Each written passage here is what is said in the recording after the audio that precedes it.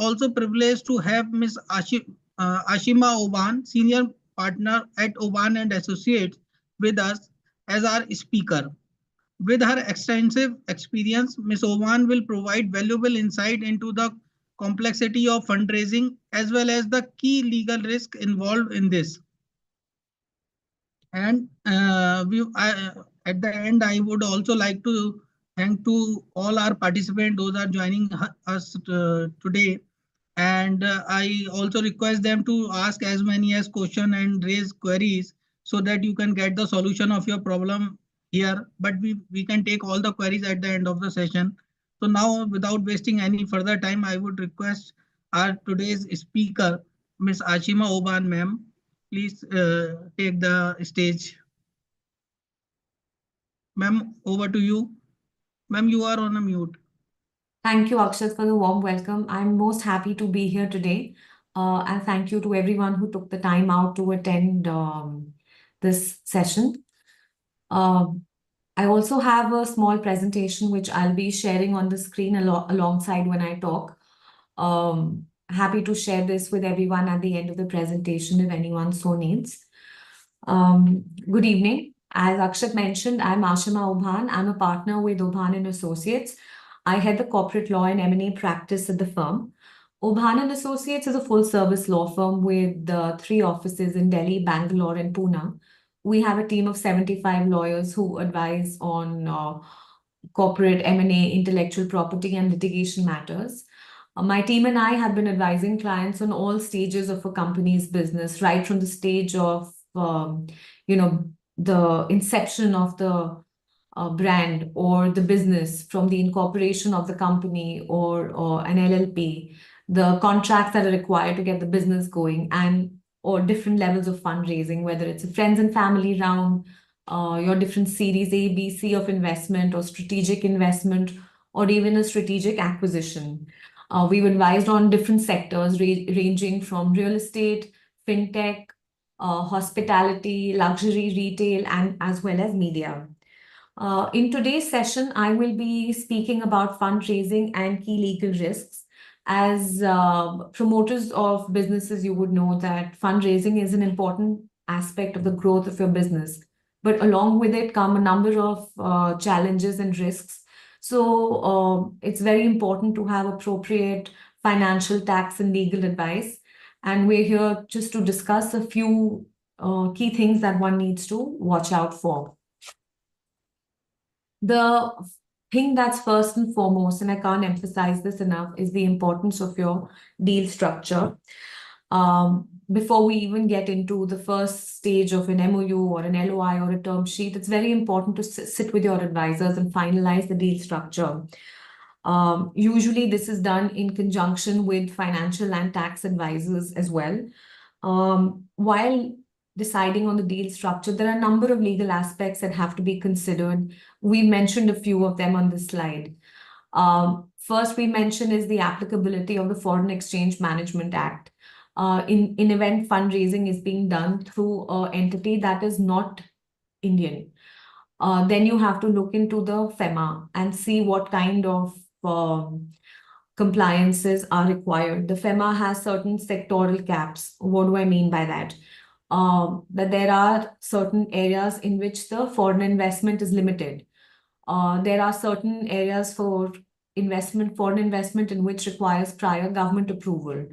For example, the broadcasting sector requires approval of the Ministry of Information and Broadcasting, or your digital media. While it requires approval, it's also capped at 26% foreign investment. So these things are important to know. You also have to be cognizant of the sectoral regulations. For instance, your insurance sector, health, pharmaceutical, if it's a listed entity regulated by SEBI, there are other regulations also that come into play, which may have approval requirements or compliance requirements, which could have an impact on your deal. The third are the type of securities to be issued. Now, usually we've seen that there is other than just pure vanilla equity shares, there's a preference for issuing convertible debentures or convertible preference shares to investors. And then there are a number of tax reasons behind it. Sometimes convertible debentures are preferred because they carry with them a coupon rate. And so investors feel that, at least before there is profit in the company, as that coupon rate is a part of the expense and doesn't need profit, that amount of payout will be there. So that brings me to the next topic that we are discussing, the return on investment. So these are things that are normally addressed in our investment agreements. Will the return be by way of dividend distribution? Will there be any coupon on debentures or preference shares if these are being issued? If there is any kind of intellectual property that's being licensed, you may want to pay a royalty on that. All of these things are very important to discuss and agree on at the preliminary stage of your discussions. We have a short slide on the stages of an investment transaction. As I mentioned, the first step is the MOU or a term sheet or a letter of intent. These usually set out the commercial terms of the deal. It would have information such as the amount of investment, the kind of securities that will be issued, the valuation of the company at that point in time, the percentage of shares that the investor will get. There may be other things such as board representation. These LOIs are usually non-binding, but they have a fix on the price. And the price that's mentioned in the LOI and the signing of your definitive agreements is then based on the next stage, which is the due diligence. Now, there are different kinds of due diligences that are done, and these are largely dependent on what the investor wishes for. We have legal due diligence, of course. There's also a financial and tax diligence. There's a technical diligence. And I don't know how many of you are aware, but India in the last year enacted the Personal Data Protection Act. And while some sections are yet to be notified, we foresee that this will be a big part of all legal due diligences, as the penalties in this are very high. The penalty could go up to 50 crores for an offense. So it's very important, for all companies to be compliant with this act. But when investors are also going to check and they're going to see what kind of risks are there, as part of the check on compliance, we foresee that this will be a big factor. The next stage in this is the execution of definitive agreements. These are typically your share purchase agreement if the investor is buying shares from existing shareholders, or a share subscription agreement if the investment is coming directly into the company and some form of security is being issued to the investor. And the most important document is your shareholders agreement or investment agreement, which we also like to call the Bible of things going forward. This is one of the most critical documents. It sets out all the rights and obligations of the shareholders. It spells out exactly what rights are being granted to the investor, how the business will be run, how the funds will be utilized. In case one party wants to exit the venture, what is the process that will be followed? I cannot emphasize enough the importance of ensuring that this agreement is carefully thought through. We have seen a number of examples where clients have just signed these agreements without reading them because they wanted the funds to come in quickly. I'll give you an example without taking names. A client who was a startup in the wellness and fitness space raised money from one of the largest telecom service providers, and for a small sum, gave away 20% of its company. And then they were not able to do any kind of business because they'd signed away all sorts of rights. So when they came to us, we spent 2 years just trying to get them out of that contract because their daily business and operations were really suffering. So just in the interest of getting funding in, let's not be short-sighted. It's very, very important to engage with legal and tax consultants and ensure that all your documents are kosher and good to go. The fourth stage are completion of what we call conditions precedent. So your definitive agreements will always have a list of conditions which need to be fulfilled between signing and what we call closing. And the investor will want all of these conditions to be fulfilled before they invest money into the company.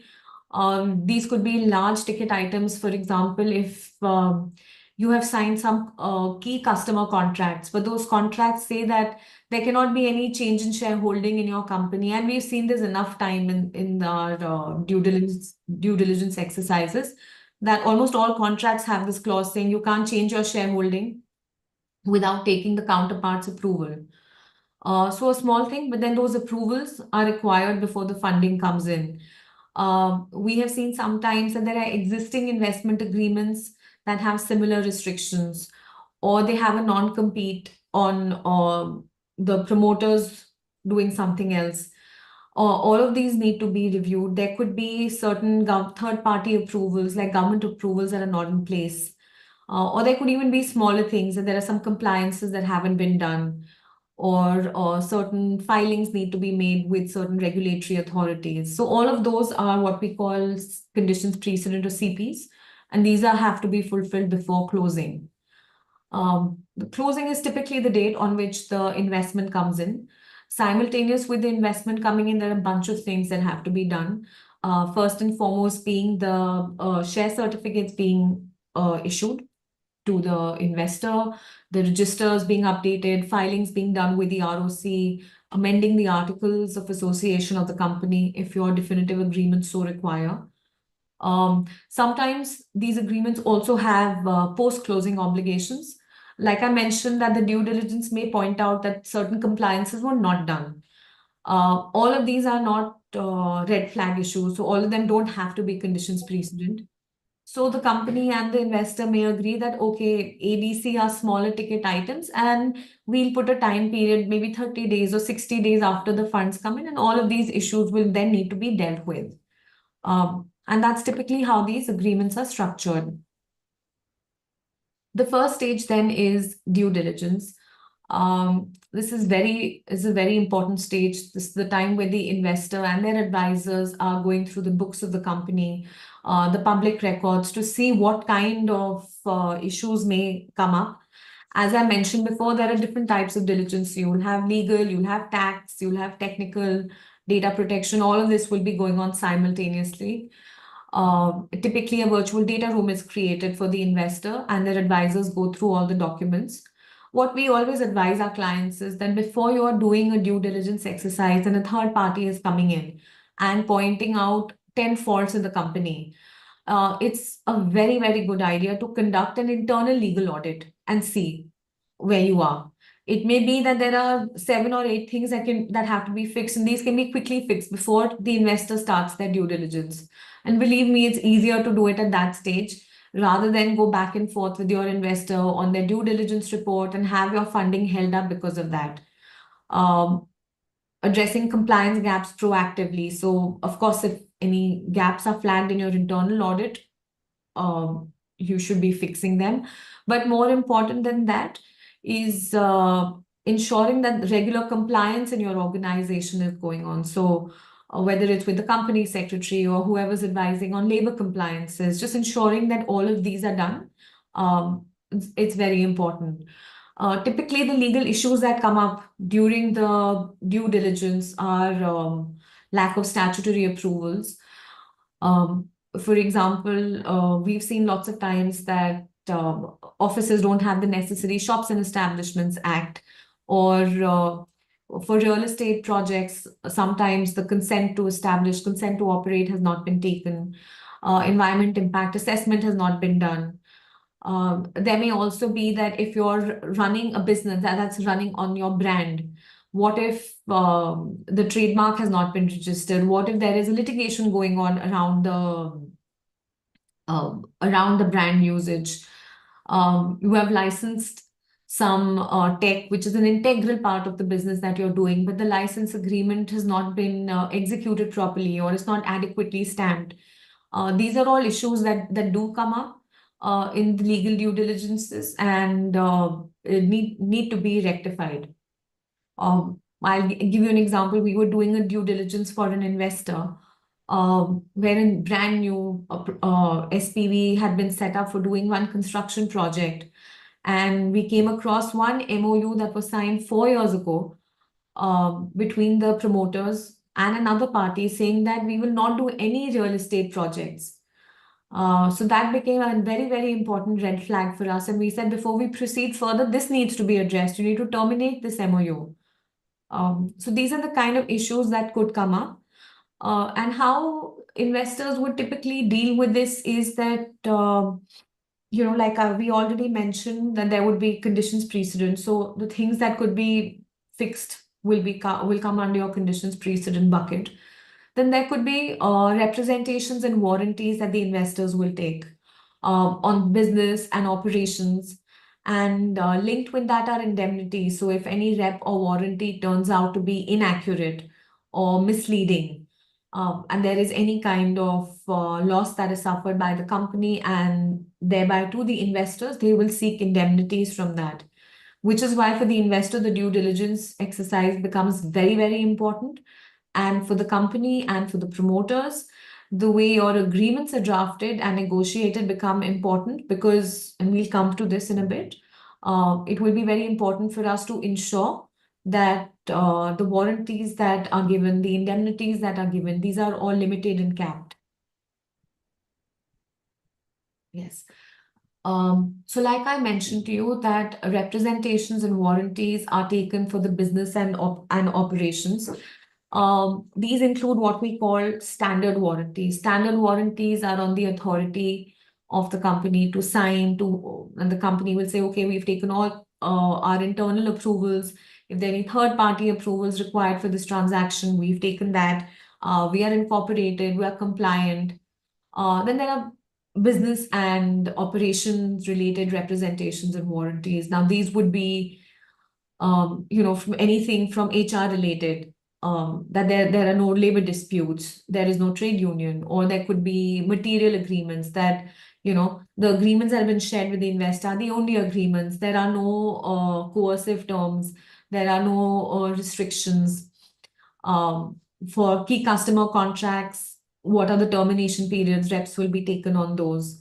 Where litigation is concerned, if you have disclosed any litigation to the investor, definitely they will say that other than that, there are no other litigations, there are no dispute, there's no government investigation. So it's very, very important to read these reps and warranties carefully to see that each of these is factually correct. Here is where the business team of the company and the promoters really come in, because they have been on the ground level, they know what's happening. And we've seen that the thorough read by them of the reps and warranties goes a long way ensuring that the rights of the company and the promoters are protected. Now, we had spoken a little while ago on limiting these warranties and indemnities. How do we do this? There are three ways in which this is done. The first is what we call a disclosure schedule. So what will typically happen in each transaction is that once the reps and warranties are drafted, advisors for the company and the promoters will draft a disclosure schedule. It will essentially say that I am disclosing XYZ to you, and should something come up in the future that arises out of XYZ, I am not going to indemnify you for that, because I have already informed you of this. You have taken a decision to invest in my company with full knowledge of this. So tomorrow, should something happen, I will not be indemnifying you for this. So as you can imagine, the disclosure schedules are very, very heavily debated. The second is the time period. Most drafts of these agreements come from investors. So the reps and warranties are unlimited. There is no time period on them. Typically, we try and put a time period. So for standard business reps, anywhere between 2 to 3 years is what we try and negotiate down to. And when there are any tax-related representations and warranties, typically 5 to 7 years is a good period, because the tax department can open up books of the company for 7 years. So 7 years is what is normally preferred. And the third thing that comes here are our contractually identified liability caps. So there is a cap on the indemnity amount. This is commercially negotiated. So it could be half of the investment amount, or 1/3 of it, or equal to the investment amount, or double the investment amount. That's something that the principals to the transaction will do. and agree on. Along with the cap, we also have what we call a de minimis, saying that if the value of your loss is below X rupees, please don't come to us, because then that claim is too small. We'll not be dealing with that. So it's very important to have this de minimis and the maximum cap identified, negotiated, included in your document. And it's also important to understand that there may be some exceptions to these. So the contract may say that, all right, we've agreed to your maximum cap, but if there is any fraud, if there is any gross negligence, if there is any willful default, or you were untrue on, you made misrepresentations to us, then those caps won't come into play. Again, this is contractually agreed and included in your documentation. We'll come to the forms of control, and these are typically included in your shareholders agreement or the investment agreement. There are a variety of ways in which a company can be controlled. It would be typically through the board, because all decisions are, well, not all, most decisions are taken at the board level. It could be through shareholders meetings. It could be with having control over the bank account, control over the advisors of the company. All of these are included in the shareholders agreement. Again, very, very important to read this agreement carefully, see what rights you're giving up, and ensure that those are properly captured as per the understanding. My team and I were advising a client, a foreign client, a while ago, who got funding by an Indian VC fund. Again, they gave up all sorts of rights. They even gave up the right to have the auditor or the company secretary. And then they came and said, look, we don't know, we didn't look at it when we were signing the agreement. But unfortunately, those rights were given up. And we all know how businesses are run. So if you don't have a say in who the company secretary is, you don't have a say in who the internal, external auditors are, who your legal advisors are, this could be problematic. I'll just come to control at the board level. The first right is, of course, the right to be a part of the board, or the right to appoint a board observer. Usually, these are linked to the shareholding that your investor is getting in the company. Typically, 10% or more would get one board seat. The right to appoint a board observer is something that, again, that's commercially negotiated. You may or may not want to give it. If someone's investing a small amount that gives them, say, under a 1 or 2%, you may not want to give any of these rights. But again, we've seen agreements that have been signed by companies and promoters, where even at a 0.5%, all sorts of rights have been given. So can't emphasize this enough, that it's very important to see that depending on the percentage that a shareholder is getting in the company, what are the rights that are being given. We then come to reserve matter rights. These are usually a list of matters included in your contract on which the investor has veto rights. So if they say, no, you can't go ahead with it, it doesn't matter if a majority of the board agreed. If they have veto rights, then really nothing can be done without their consent. These would typically include things like any change in the company's accounting policies, changing the registered office, issuing a new class of securities, starting a new litigation or settling a litigation, entering into a contract which is above a certain amount. All of those could be included as reserve matter rights. Typically, the investors also ask for quorum rights. These are both at the board and shareholder meeting level. And a quorum right is essentially the right to form a part of the quorum. Now, the Companies Act says that a board meeting can take place and there is valid quorum if 2 directors are present and attending. Similarly, for a shareholders meeting, if 2 shareholders are present and attending, if there is a clause that requires the investor director to be there, or the investor to be there at a shareholders meeting, irrespective of the fact that you may have formed valid quorum under the Companies Act, their presence will be required to form part of the quorum. Usually, we again link this to shareholding, so that if the investors do get diluted, these rights such as reserve matter rights, quorum rights, board representation, these go away. and are not available to them in perpetuity.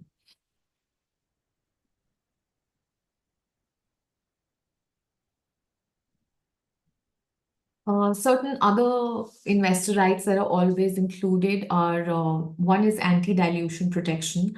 Anti-dilution would be that there are two parts to this. One is that the next round of investment can't be at a value that is lower than the value at which the investor entered the company. And the second is that the right to participate in future funding rounds. So all of these are included. You have to ensure that your agreement also contains clauses that provide a time limit to this. So if you are writing to the investor and saying that, all right, we are having another funding round, would you like to participate? Then there has to be a time period within which he has to reply. If doesn't reply, then you go ahead on the presumption that the necessary steps were taken and the offer was made. The shareholders agreement will also have a number of share transfer restrictions. Usually there is a lock-in period. The investors would like to ensure that the promoters, who are the basis on which they made their investment decision, stay with the company for a period of time. So this lock-in period could be anywhere from 3 to 5 years. Again, it's commercially negotiated. Other than this lock-in period, there would be other share transfer restrictions as well. And again, it's for the parties to decide whether these are mutual. And by what do I mean by mutual? So it's not just if the promoter exits, they have to follow a process. If the investor also exits, what is the process to be followed for the exit? Will there be a right of first offer, which means that before the exit is made, the shares are offered to the other shareholders who can buy them out at a certain price. These agreements typically also have a tag-along right. So if the promoters are exiting, the investor would like the right to tag along and exit the company. They also drag along rights. So typically, if there is a decision taken by, say, shareholders who own above 60% of the company to sell the company to a third party, then they may have the right to drag along the other shareholders. And these rights need to be included in your contract. These contracts would also have a promoter or non-compete. The non-compete clause would, of course, cover the period of the shareholders' agreement, but may also be for a certain time period, maybe 3 or 4 years after the promoter has ceased to be a shareholder in the company. So it's important then again that you read this, you limit the scope of the non-compete. We've seen first drafts where everything and anything under the sun is covered, but you'll have to make sure that it's limited to a business that is perhaps same or similar to the business of the company, that it's for a limited time period, say 3 years. And you also limit the territory. So is it just for India? Is it for another jurisdiction? What is the territory of the non-compete? That needs to be clearly spelled out because these are widely drafted. And what you may also need is that, given the kind of ecosystem that we are living in, promoters normally do have other ventures going on simultaneously, right? Especially in this spirit of entrepreneurship, there is a number of things that you're doing. So it will also be a good idea to get those carve-outs in the shareholders agreement and say, okay, this is a business you're investing in, but I also have ABC going on. I also have investments in these other ventures in which I'm a sleeping partner, but they may be affected by this non-compete. So I would like a carve-out and an exception for this.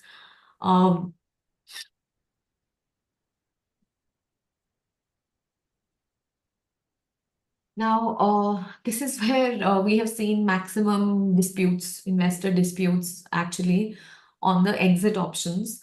A lot of times, these contracts are signed without much thought being given to these exit options. The common exit mechanisms in the contract is an IPO. So typically, it'll say that, okay, within 5 years from my investment, the company must be listed on a stock exchange and there must be an IPO. In which case, of course, if that happens, that's great. Your shareholders agreements fall away. You're like any other listed entity. But a lot of times this doesn't happen given the mood of the market, things can change. So the investment agreements will say, okay, if the IPO doesn't happen, then it's on the company and the promoters to give me an exit. So you either do it by selling my shares or selling the company to another third party, by buying back the shares, um, by giving the investors certain put option or drag along rights, which allow investors to force an exit. Um, and really, this is where we've seen the maximum challenge, because a lot of times these don't specify timelines. They don't specify the price at which the exit is to happen. We advised a client on a dispute where the IPO didn't happen. They got a third party. They said, look, this third party is willing to buy the investor shares. The investor didn't believe them. He said, okay, this is some fictitious third party you've put in front of me. And actually, you will then buy it back from him at a lower price. So I don't agree to this. And there was a lot of back and forth and dispute that came up with this, with parties going to the NCLT, with going to the High Court. Had certain provisions been made in the contract which would have clarified the price at which this exit has to happen, or at least, if not the price, having a mechanism by which a third party could be appointed who would do the valuation, who would determine the fair value of the company. A lot of this could have been done away with. So it's just that the importance of discussing, deliberating, negotiating, and thinking about these contracts can't be emphasized enough. Really, as advisors, we understand and we are here to support our clients in any manner, but we see the need and importance for the fundraising, and that sort of takes over other practical considerations. But our advice always is to take a step back, think things carefully, and ensure that your rights are protected. Yes, so the last slide is, of course, again, on the legal challenges that we discussed.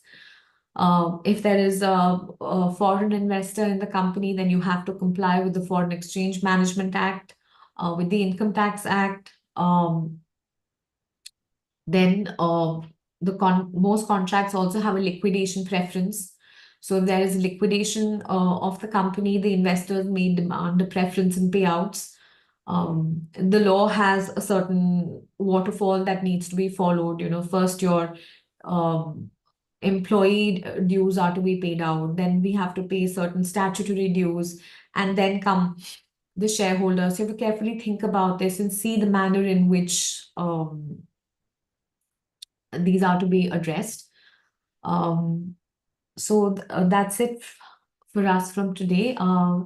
Thank you so much for taking the time to listen to us. And, if you have any questions, we are happy to take them up and answer those.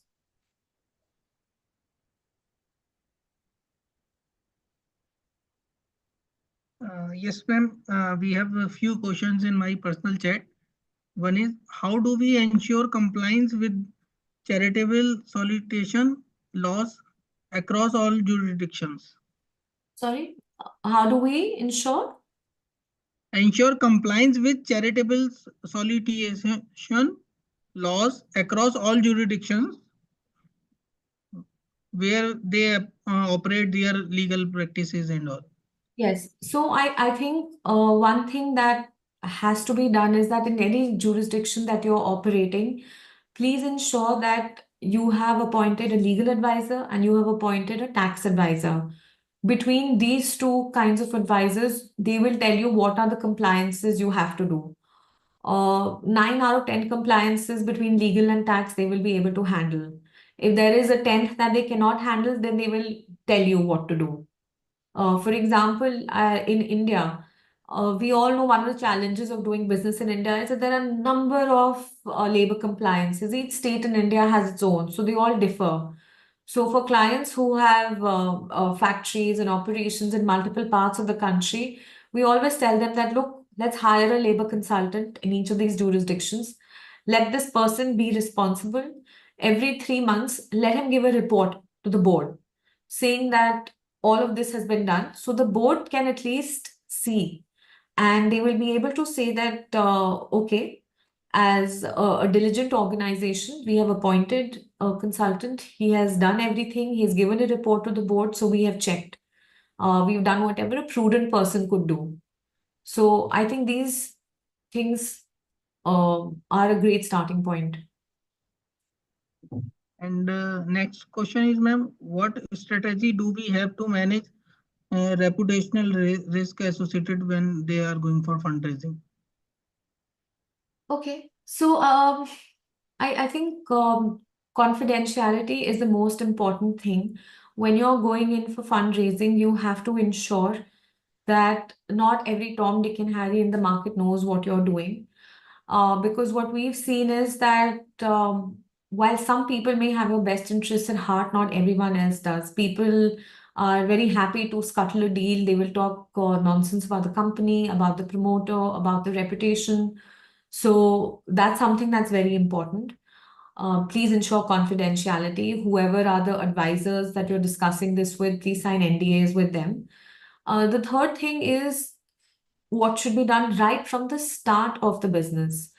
Um, Fundraising comes at a later stage, but there is a nascent stage in the growth of the company's business where things are being done very quickly. At a lot of times, please ensure that compliance is done and that the need for speed doesn't override the necessity of ensuring compliance, because that will ensure that your reputation is always safe as a ethical company which is doing business according to the laws of the land, and that goes a long way. And next one is the yes. What procedures are in place to ensure transparency and accountability in our fundraising practices? Uh, I'm assuming you are asking transparency and accountability uh, for investors. So I'm answering on that. Sorry if I'm mistaken. You can send a clarificatory message in the chat box. Uh, the due diligence exercise is the most important exercise, but that's also based on a principle of trust. So you are telling an investor that, okay, these are all the papers of my company. So they are doing their exercise, but that's basis what you are you are showing them, right? So that's one stage. The other thing that assures transparency is that there are also public records on which the investor will do a check. For companies and LLPs, there will be an inspection done on the MCA website for sure. Now, matters before all uh, high courts and tribunals, most district courts also are online. So an inspection of those records will be done. A civil inspection score could also be done. That we've seen in the last few years that we are being asked to do background checks on the promoters and directors as well. This ties into the reputation question as well. So they want to know what kind of people they are doing business with. All of that comes into play. Then, where the agreements are concerned, they will ask you to sign everything to say that everything has been going smoothly, nothing has ever gone wrong. You've paid all your tax in time, you've got no notice from anybody. So, all of that is like a built in basket of things. And next question is, ma'am, what contingency plan do we have if our major investor is back out in their funds in the company? Okay. This is a very good question. We've seen this lots of times, and we've seen there are two ways in which this back out happens. The first is that actually three ways. The first is, okay, you may have signed a term sheet, they've done their due diligence, they decide they don't want to invest. That's the least of all three evils. A worse situation is where you have signed the agreements, and before the closing date, that is the date on which the money has to come in, the money hasn't come in, right? That's the problem. Here, if the funds haven't come in, but you have done whatever you were supposed to do, you can take that person to court.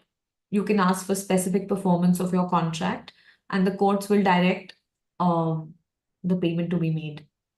The third is where, we, in some contracts, we break down the payment into tranches, that tranche one will come in on the closing date, tranche two will come in when you get maybe X number of contracts, tranche three will come in when the business expands. Here we've seen is that the investor may invest the first tranche and then they sort of lose interest, so they moved on to other things, or they don't want to put in the money now. So again, if you have done what you were supposed to, you can seek specific performance under the contract. You can go to court. Most commercial contracts these days provide for arbitration. We also highly recommend arbitration because it's a faster process as opposed to going down the regular legal route. And the last question is, ma'am, when we are going for the fundraising, so do we agree all the terms and conditions of our investors, or we can negotiate on this as a startup? As a startup, please don't agree to all terms and conditions. Like I told you, we have really seen such kind of contracts where the startups have signed away an arm and a leg for a very small amount. And at that time, it doesn't seem like much because we also understand that the funds are needed for business growth. But when you've gotten to a certain point, or when your investors being difficult and you can't do your daily business, that's when the problems come up. So you can definitely negotiate. What I will say is don't negotiate everything. So when I tell clients, I said, please, firstly, don't worry about the English in the document. It doesn't matter. You identify 10 commercial things that you have an issue with. Send them, instead of marking up a document, send them a list of 10 things saying, I have an issue with this, this, this, this. I want to discuss this. That's a better way to do it. And they will also then agree. Like, for instance, if the person is putting in money and not even and getting, say, 10% of the shares, but they want a majority on the board. They want the right to control the company's bank account. They want the right to decide the business plan. See, some of these you'll have to push back on. Maybe not everything, but some of it you'll have to push back on. Have safeguards for yourself. Like I said, we can limit rights to their shareholding. So at 10%, okay, I'm giving you 1, 2, 3 rights. But if further funding happens and you get diluted and you don't want to put in money, then all these rights go away. They're not being given to you in perpetuity. These kind of things will have to be spelled out and included. These are the questions which I received in my Q&A box. And thank you very much, ma'am, for your in detail presentation. And we share your presentation with all our attendees. And I also request to all our participants, if you have any support required, any legal advice, any legal support, you can directly contact to our Oban and Associate. They can help you in all the way in raising fund, in the legal aspect of that. What are the measures you should follow before taking any funding? And if you are already had a fund, then how you can manage this fund and manage the investor in your company? You can directly contact to the Oman and Associate. They will help you in all the way. Thank you very much, ma'am, for your valuable time and expertise with us.